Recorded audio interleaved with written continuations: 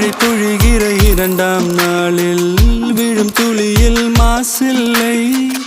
இது ஒரு வகை இரண்டாம் பிறவி, வாழ்வில் இனிமேல் குறையில்லை.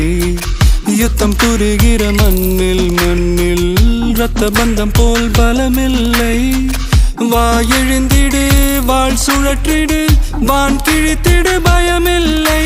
கீச்சை மறந்து போன கிளியின் மௌனம் போல இதயம் தவித்த போது நீ இசையாய் உள்ளே வந்தாயே.